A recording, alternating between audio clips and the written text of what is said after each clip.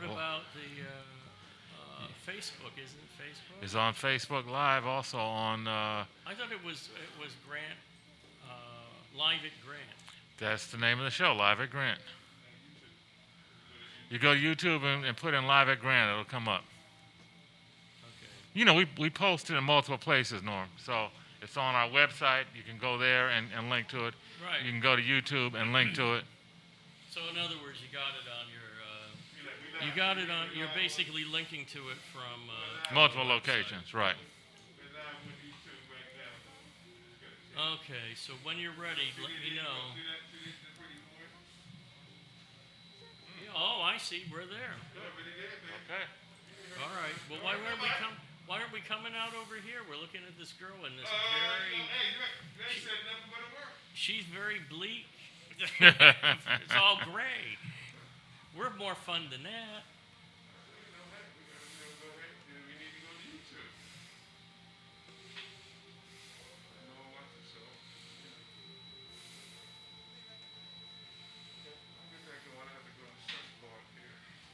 Oh, you got to find Live at Grant.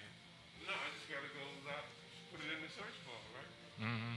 In the search bar, I'll do it another way. You can go to Beware Home. All right. There you go. All right, we're there. All right. I'm just saying, Norm. Mm-hmm. I'm just saying. Okay. No, You asked for what you got, Norm. Do you want over there too? No, we're fine. Sure. I don't want to get confused. We don't want the I confuse easily. We don't want the rebellion from Peterskin to come I'm, to peace, baby. I get confused easily. Hey, Norm, you didn't have a full beard last time I saw you, did you? He did not. Yeah, I'm just checking that out. Wow. That's because. Okay. Looks good on you, man. You look wonderful. Looks great on you. I gotta go get it trimmed and Looks all good. I just don't want to catch you around the park, you know. That's what I said to somebody. A little bit of Portuguese goes a long way. Now, if I could just get a bucket of black dye, I'd be really great. All right. Put on your. Yeah, I could make this, you know. Of course, I could let it grow out. Stay like this, I could be Santa Claus. Okay, but I'm on a diet, so I can't do that. So, okay, we're 95.9. Right. We gotta do. All right, we should begin. We're here with Dr. Norm Lafound, and he's bringing black, his radio presence here at Grand House Radio. Take it away, Dr. Norm. Okay, we're glad to be back after a short COVID-19 break, and now we're allowed to. Since it's only 3 of us in the studio at any one time, we can get back together.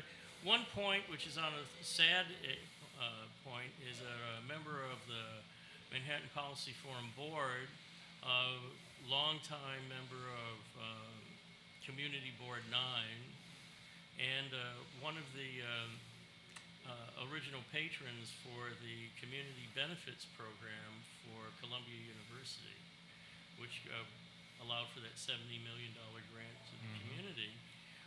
Walter South passed away in late March as a victim of COVID-19. And those of you who have been watching the program would have seen him on last January, the end of January. And we had a good time. Walter's was on several times, and then very suddenly it was quite a shock to his family, too. So a salute out to Walter. And some of his work that he was doing on affordable housing will be, the forum will be pulling that together in publishable form in the next 6 months, and then we'll give you a heads up. Good. All right, so we're back with the Manhattan Policy Forum Speaks here at GHCR, Grant Houses Community Radio, 95.9 FM, which you can also pick up at Live at Grant on YouTube and Facebook Live. Our guest today is Stu Reed, who is one of the principals with the firm that has been architecting this project, and not just here at Grant Houses, but at Wise Towers and other public housing complexes. And they're all knitted together with these radio broadcasts, and also with the Wi-Fi So I'm going to ask him to tell us a little bit about the Stu Reed story and how did you and Doug Frazier get together to found this company, and any advice to young entrepreneurs who are going to get into this type of thing or some other business vision. Well, it's a big story. Doug and I have been at this for a long time. We originally came together back in the 1980s when the cable companies were redlining minority neighborhoods in the Bronx and Brooklyn and Queens. And we went to the city and went after a franchise in order to service those poor areas that the then franchise operator, Cablevision, said it would take 10 years to get to these poor areas because the people couldn't afford the service. And they had to go to the affluent neighborhoods first and use that to subsidize bringing service to the poor areas. Doug Frazier and I didn't believe that. We knew that our folks were voracious consumers of media, television and other related media. And so we began to provide service in the basement of a public housing project in the South Bronx. Did that for about 5 years until the city finally noticed that we were around and wanted to know what the heck we were doing and why didn't we have a franchise. And we reminded them that we had petitioned and formally asked them for one for a number of times. Long story short, we ended up on the front page of the New York Times, electronic Robin Hood of the South Bronx. And the city eventually, as a result of that, capitulated and gave us a broadband franchise for all 5 boroughs, entire city of New York. Largest broadband franchise ever granted to a African-American group. That was some 25 years ago. We still have the franchise. Though we were initially focused on cable TV, and that's what we provided back in the 80s, technology evolved, and we began doing the internet because that's where now all of the action is. We used to be in the entertainment business in cable, and now we look at ourselves as being in the problem-solving business, and that's what the internet is. It's a problem-solving tool, and it brings you so many resources and so much opportunity through that connectedness. So we began doing that, I guess about 15 years ago. And what we have done is we've partnered with a lot of community groups, resident associations. I want to give a shout out to Mr. John Johnson, who just successfully came through his 3rd brain tumor operation today. God bless you, John Johnson. He was one of the first resident leaders, very courageous, and asked us to help him solve some of the problems that he was having at his development at Mont Haven, including putting in cameras that were resident controlled so that the residents could monitor what was going on in their public spaces. We did that probably about 15 years ago, and he introduced us to a number of other public housing residents, association leaders and presidents, and we've partnered with these groups over the last 15 years or so to bring internet resources to them, basically free. One of the things that we have learned, Norm, is that there's a lot of talk about affordable internet being out there or needed, and what we've discovered is that there's so many people. The public housing community here in New York City is as large as the state of Vermont or the city of Atlanta. The city of Boston is that large, almost 500,000 people. And 50% of that group is unemployed. The average income is $24,000. That's the poverty level for this country. And a full 50% of the folks in public housing don't have internet at home. So it's been our observation, and it seems clear if you just look at the data, that those folks don't need affordable internet. They need free internet. They need free access to medical service, to health care, to educational services. And now in this current context of the pandemic that's been upon us for the last 5 months or so, it's become even more critical that folks have the internet resources at home available to them at no cost so that the kids can study, so they can get access to current updated medical information and help and stay abreast of what's going on. So that's been our mission, that's been our struggle, and Doug Frazier and I have been at it for some time.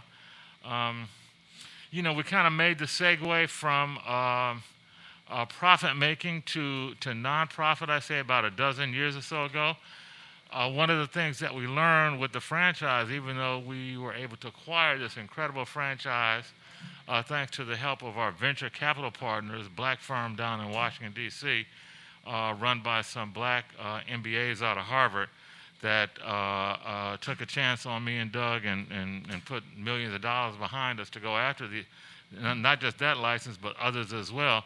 But what we learned is even when you are able to acquire those kind of assets, you still have to go to the capital markets and raise the tens or maybe hundreds of millions of dollars to build out a system like what would be required in a city as large as New York City.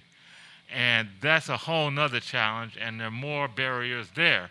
You can have the asset, you can have the franchise, but getting the capital to really make it happen, those capital markets traditionally are not available to folks that look like me and Doug. So we learned our lesson, and we segued to more of a socially conscious approach to the business. And that's what we're doing now with Digital Divide Partners. You can visit our website at ddpnyc.org.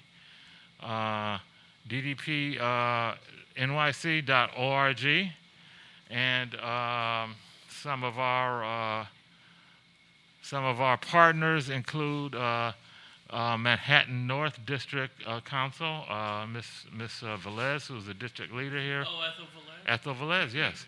Go to I'm blanking on the acronyms. Manhattan North District, MNDCOP.org. And you can check out that website. You can go to JWJ, James Weldon Johnson, JWJCR.NYC. And we've built a community radio station there, much like the one that we have here at Grant. One of the things that we learned was that in dealing with folks in public housing is they came to us and we would often hear, anytime you turn on the news or look in the paper or watch TV and there's any mention of public housing, it's always negative. Always. There are never any good stories. Yet we know there are great people in public housing. I grew up in public housing, even though I'm from Cleveland. I grew up in public housing in Cleveland. Doug grew up in public housing here in New York City. And we know that great folks and great things happen in public housing. So we and the residents put together these community streaming stations, we call them, to begin to broadcast and give a voice to folks in public housing. So we did that initially at James Weldon Johnson over on the east side with Ms. Ethel Velez, JWJCR.NYC, James Weldon Johnson Community Radio.NYC. And then more recently, about 2 years ago, we partnered with Carlton Davis and the West Harlem Development Corp to develop Grant Houses Community Radio here at Grant Houses. And we're in their lovely studio right now. We helped put this together with the help of Carlton. And again, it's a platform and a way for folks to broadcast and get their own views, bring in their own folks, bring in experts. I know I'm kind of running on a little bit, but I just want to mention some of the stuff we did since COVID hit, Norm. We have been streaming live almost every week.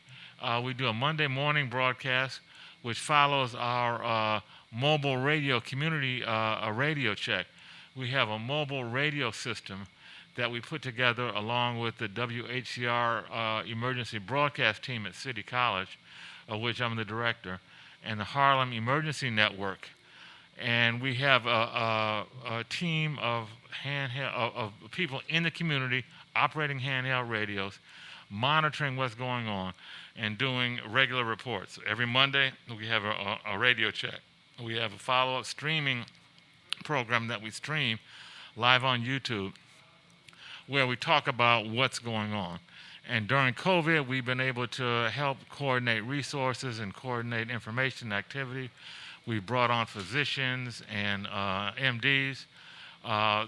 During the early days of the COVID here in New York, folks could not even get a consultation with a doctor unless you were like really ill, in which case they put you in the hospital. You couldn't even talk to a doctor. But we had MDs come on the air, and via chat, folks were able to talk to them and ask them questions. Invaluable. One of the streamcasts had 4,000 live viewers. So I think we've been able to provide a real service to folks during this whole COVID experience in terms of getting information out and giving them a platform and a way to communicate. So that's the long and short of what we've been doing, and happy to take any questions if I haven't said everything or any that answered all your areas of interest. Well, as you know, when you start to give information, it just makes me want to think of more questions. Sure. So, but I think that what you're saying is that when you're going to the capital markets, that you have to come up with a proof of concept. Mm-hmm. And then they want to look at that to see if it's viable as a business model, even if it's a nonprofit organization. It could be a mutual benefit association. Sure. Like many insurance companies were in the past. A group of members, oftentimes like fire insurance for manufacturers. Those were mutual benefit societies. So you had like Mutual of Omaha.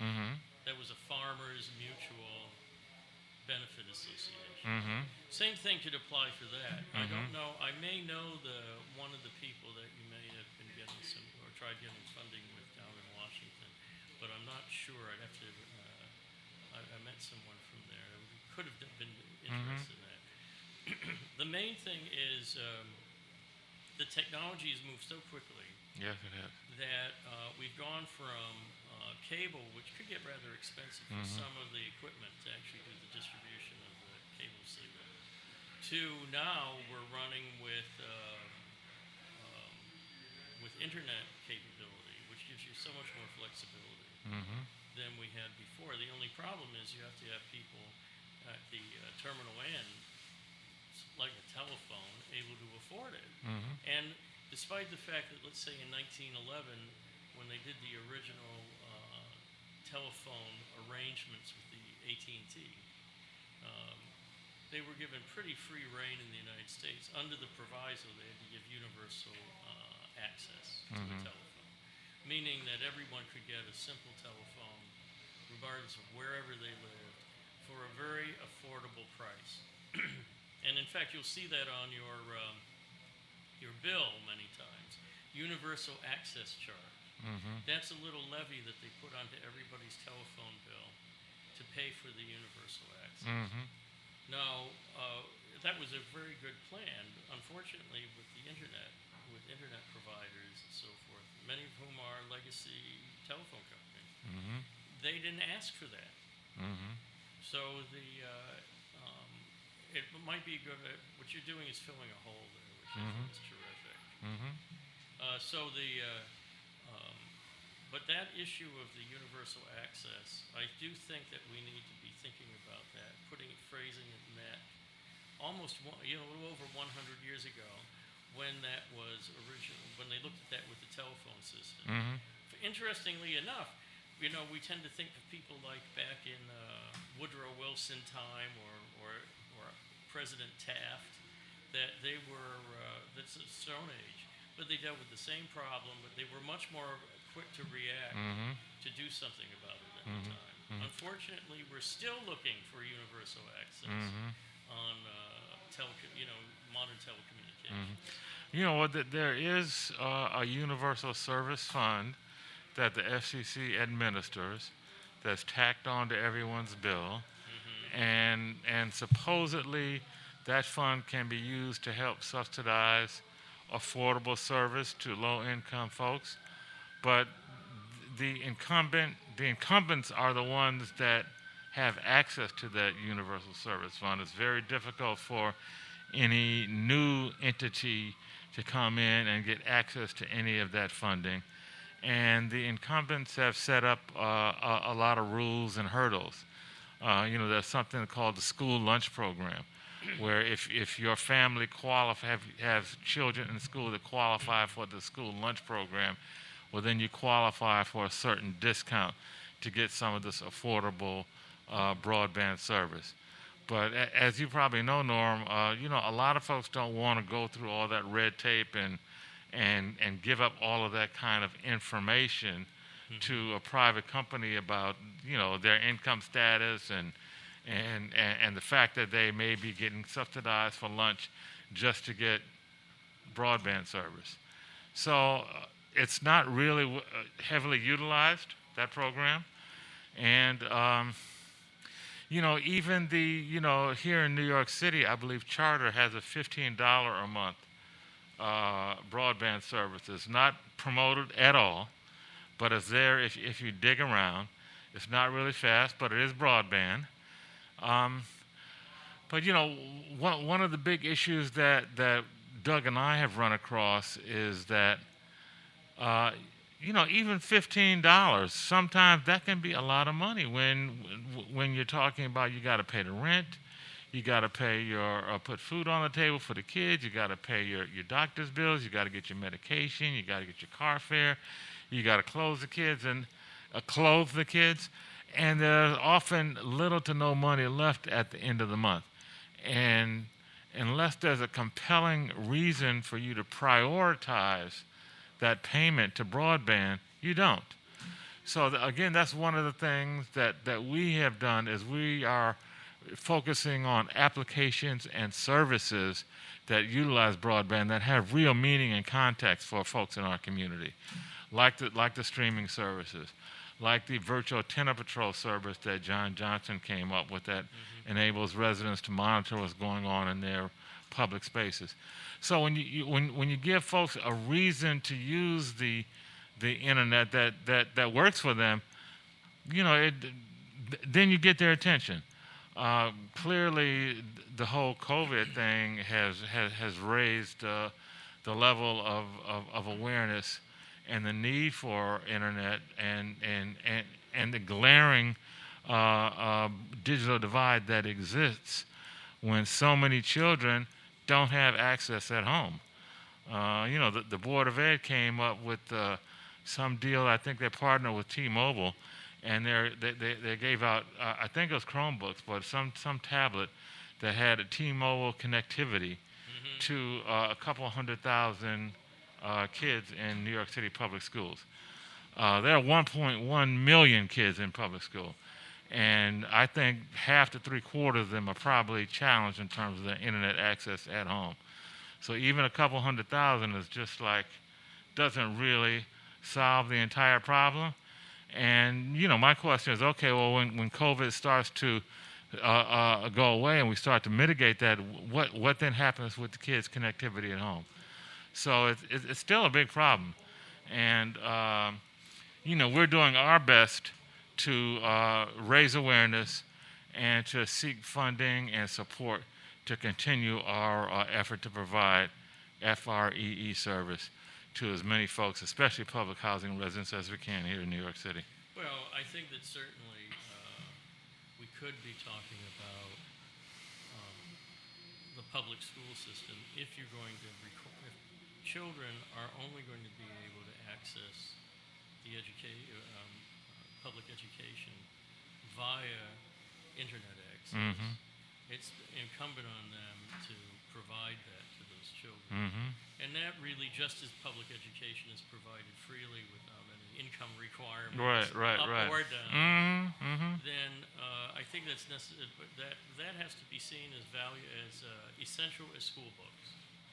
You would think even a commercial service at $50 a month, what's that, $600 a year, you would think that the school board of education could pay that for every student.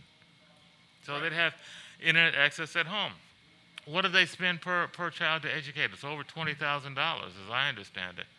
$600 ought to be able to be found somewhere in the Board of Ed budget, which is many billions of dollars, to pay for that, to make sure that every student has internet access at home. Well, I think also that you're going to find that the system is so much more productive in many ways. It eliminates the transportation problems, the physical plant. You don't need as much physical. Let me ask you a question. Do you think that folks are learning that as a result of the COVID experience? Do you think that the couple of things that you just mentioned, do you think that's being internalized by the system, and will we see some transformation going forward?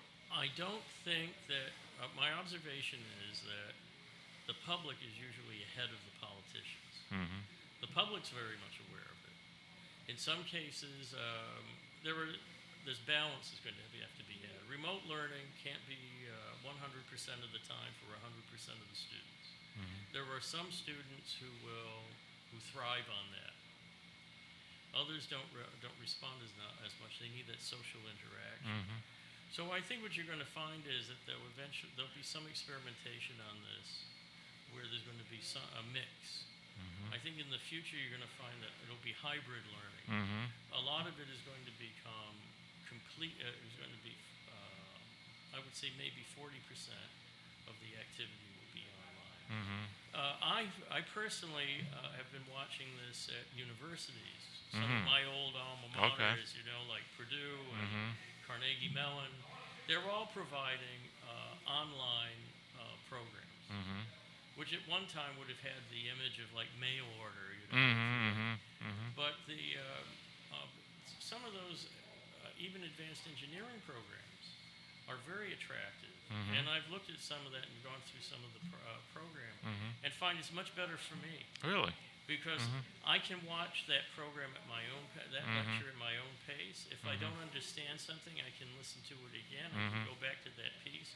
I couldn't do that when I was sitting in a live Right. classroom. Mm-hmm. Now, the question, the only thing that you could say is it's not a live interaction, but you could certainly have that as well by. I hate to keep using a trade name, a Zoom Mhm. kind of interaction, but Right. you can have a live teleconferencing Mhm. interaction with the instructor. Mm-hmm.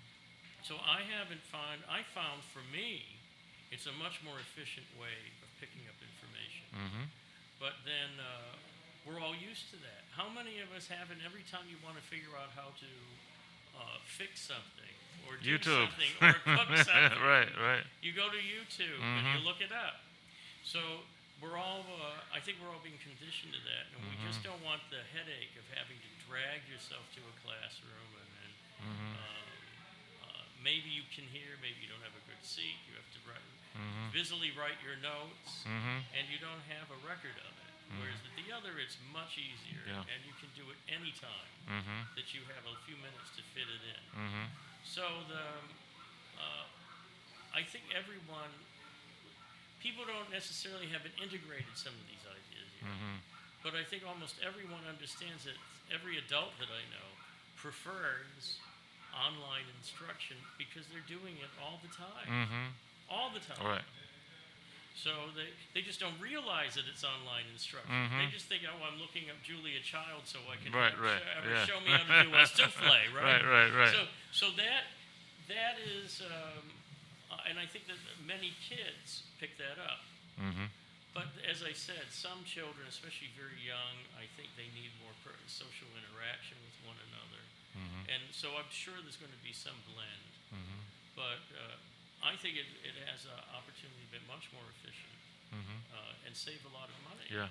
So I think if you pay that fee for that public access, you're going to end up reducing your costs elsewhere in your budget. Yeah, I'd agree. And that overall, I think it will save more than that amount of money. Now and as I said, so I think most of the parents and the students are ahead of the politicians. Now, are you asking me, have the politicians managed to figure this Yes, out? I would like your take on that. What do you think? A little slow, I think. They're responding. You have a lot of players at the table. You have unions that want to protect jobs, so they think that this might threaten that. Then you have other people who are jockeying now to find out, if we can turn this into a cause celeb, who can we give this contract to? And you know how that works. So that can be oftentimes not always to the best people, the ones that can do the most for the politician. So yes, people are beginning, the public, the students, even some of the educators are very clear on the benefit of this. But they want it. They know that it has to be a blend. They can't have the kids all day long. social interaction with other people. Mm-hmm. But on the other hand, the institutional leaders are not yet necessarily there yet on a new plan. Mm-hmm. And you give an example with the Board of Ed. Board of Ed came out with some, they were caught a little flat-footed on doing home instruction, remote learning. They were using Zoom for quite a while until they found out it was a very serious security problem. And you know, you are talking about access to children. Mm-hmm. So, but once they started working on it, but they hadn't thought about, but is there a pipe going into the house for them to get access to it? Mm-hmm. And for a while, the library branches were becoming the safety valve for the kids to get access. So kids would go to the libraries, not for the books, but to get access to the internet. But now that's not accessible because of social distancing and the COVID. Exactly. So that's why there was no way, no matter how good the program was, there was no way to get to the program. So we're back to you again. And universal access. So usually the best thing to do, as opposed to needs testing or certain qualifiers for people to get access to a program, it's just to provide the. Just give it to them, right? Exactly. And Yep. and I am certain that if you can afford it, you can always buy an even better. Exactly. Right. You always have that option. Right, and it's not necessarily that expensive. For the people that broadcast, it's not like it's astronomically expensive. So there are people, if people want it, middle class people, people who have some income, they can get that. They can get something better. But but some basic. There needs to be some baseline universal service that's Right. available to everyone free of charge. Right, and other than if you do that, it is true. It might be nice if you got people to contribute to it or whatever they wanted to do.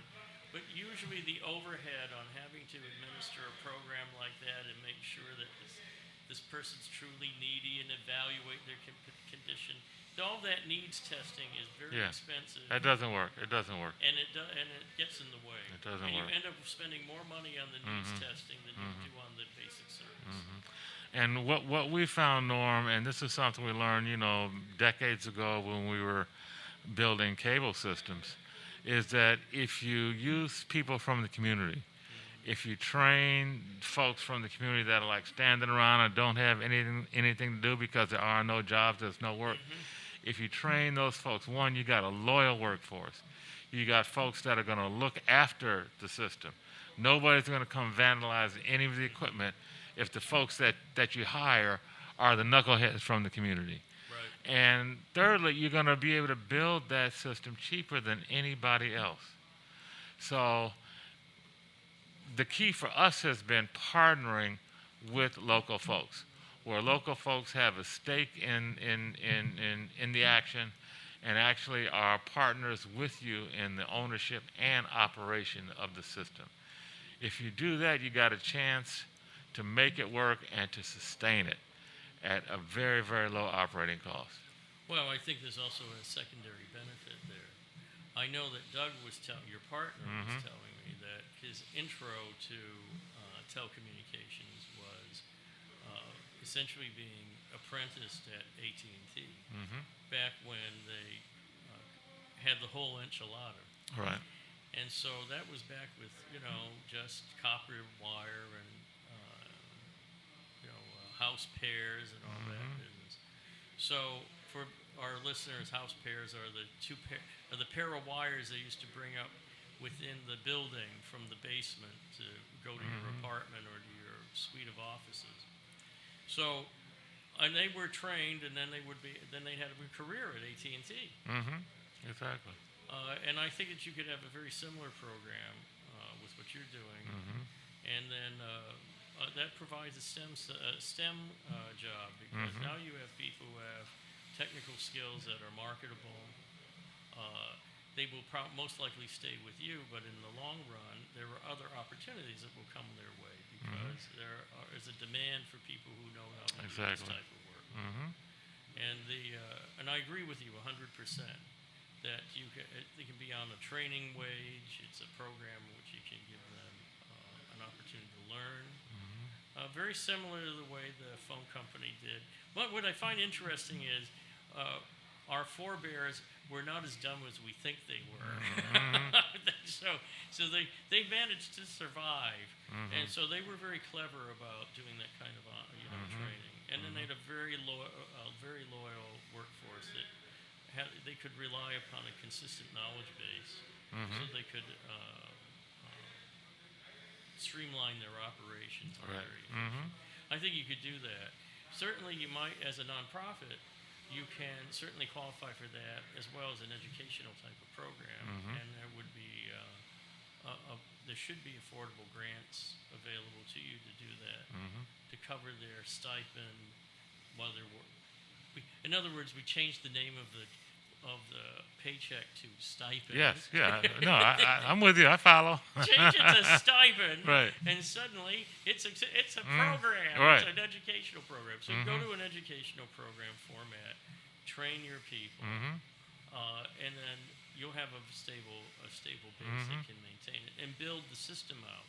So it provides two things. One is it gets the training done, but then the class project for them to do the training is the community network. That's right. So you get 2 for 1. Right. And the second is practically free because the first one is covered by the training. Right. So have you guys thought about anybody in the team have a PE, a public engineering license yet, or have you attracted anybody for that? No, we haven't needed it yet. I know back early on when we put our first satellite dish on the top of a public housing development. This is back in about 1985, 86, some many decades ago, Norm. We had to get an engineering drawing that was signed off by a PE in order to get past the engineers at NYCHA. And we did that. So, that's something that, we know where those people are, and if and when we need them, we'll go do that. But that has not been something that we have well, the needed. reason I'm asking is that it might be that for certification for certain types of training, you may need either a telecom or an electrical engineer to sign off on it. But that shouldn't be very difficult since you're over at CUNY all the time. Yeah, exactly. You could get somebody there to help. Yeah, we're here in New York City, so there's talent all around. Right. So, but this is similar to why I came to New York in the first place. I was doing consulting for Intel, and we were looking for a place to do. This is in '98, '99, '97, to do computer assembly. And the reasoning was Intel at the time was producing fabulous circuit boards as well as processor chips. And their concern was they had great brand identification on the processor chip. Yeah, Intel inside. Yes. Yeah. Worked very well. But a lot of what would happen is in the reliability of the equipment was what sort of which probably even more important, was the motherboard. So what they wanted was a partner that would, or we'd set up a partnership where we would do computer assembly where it was all Intel inside would have been these. And then you have a much more reliable, consistent machine. So we were looking here in New York City, and the same thing had occurred to us.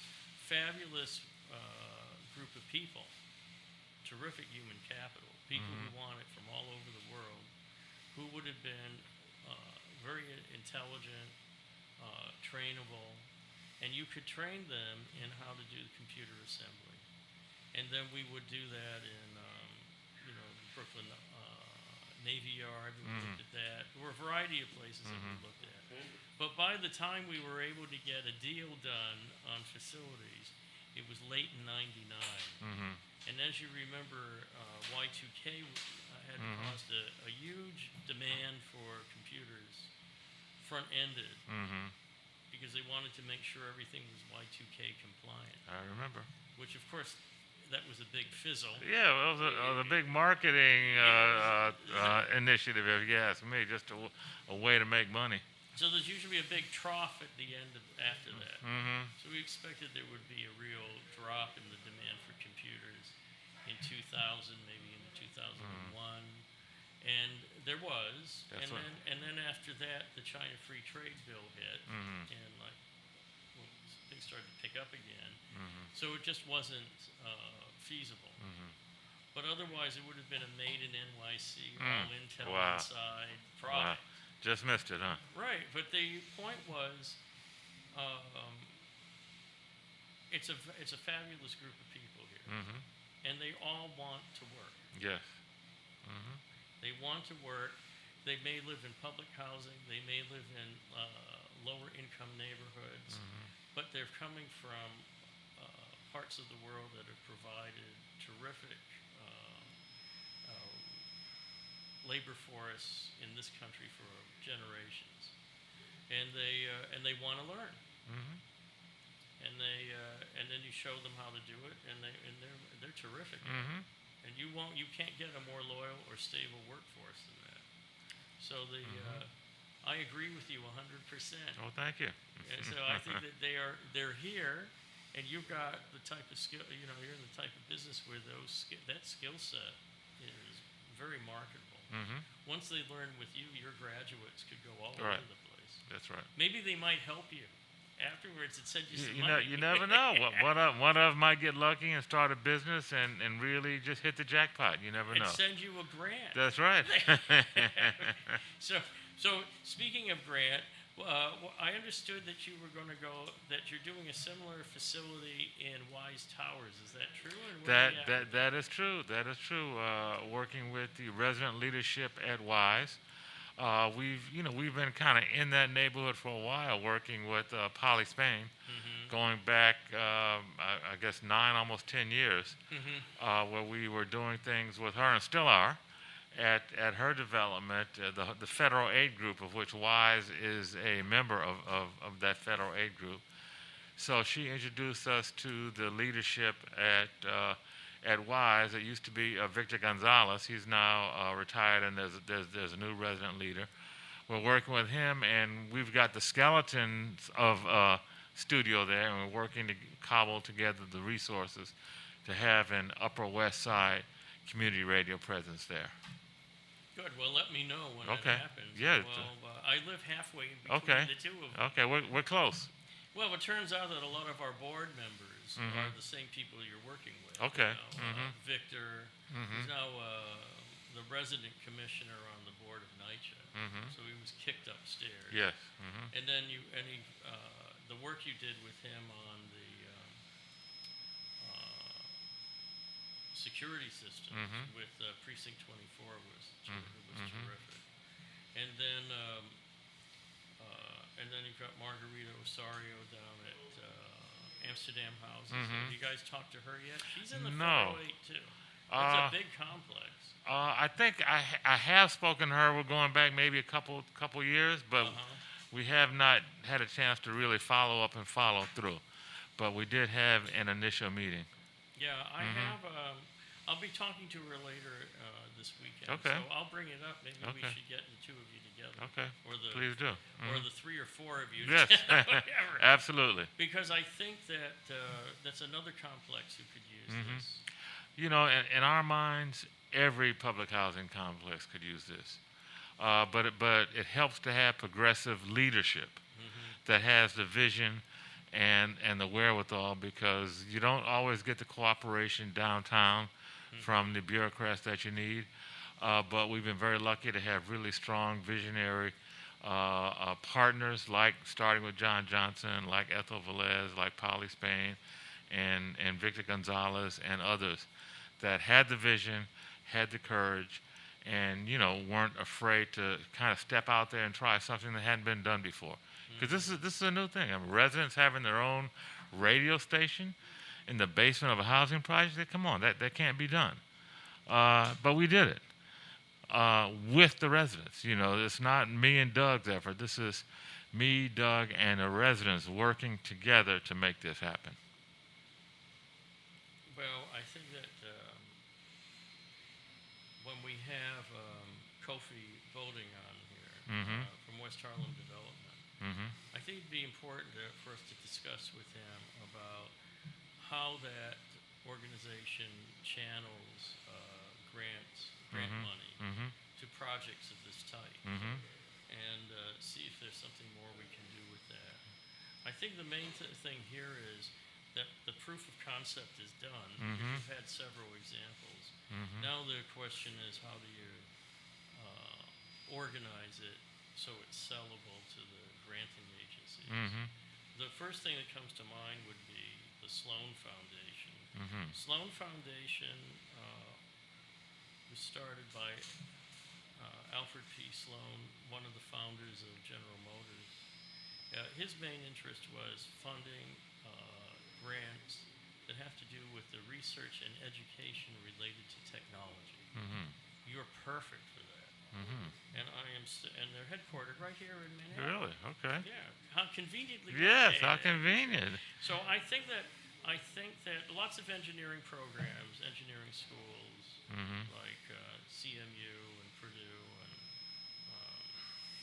University of Illinois, they do a lot with the Sloan Foundation. Okay.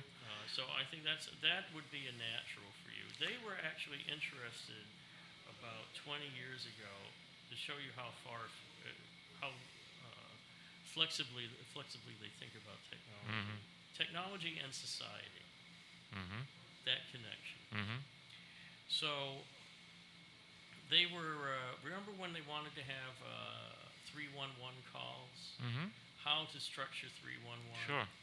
They had grants available to research how to do 311 calls. A lot of that then, of course, technology and society. How do you make that, bring them together?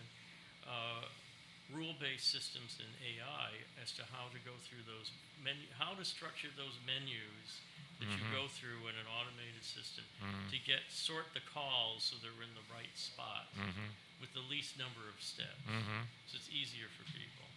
That actually, there were grants available for that at the time. I think that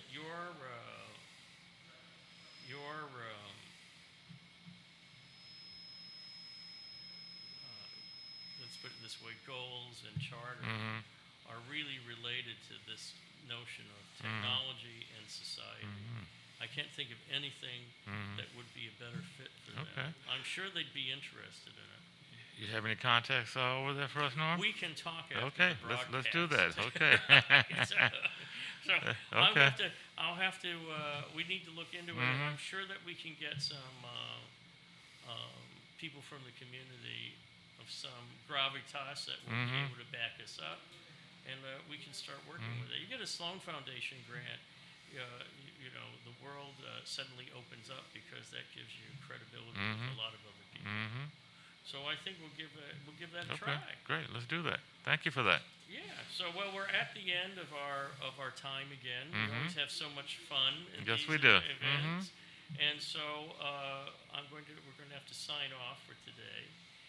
And as I always say, if you're interested in public policy, this is where you can hear about it at Manhattan Policy Forum Speaks on GHCR Radio 95.9 FM. Thank you very much, and we'll be back next week with another guest. Okay.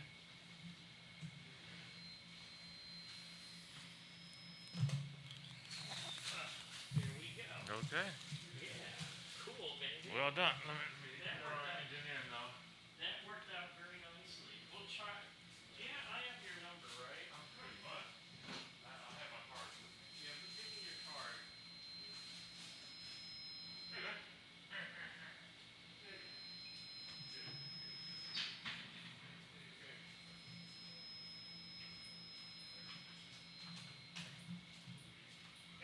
I gotta put my mask on. Now see, I grew a mask.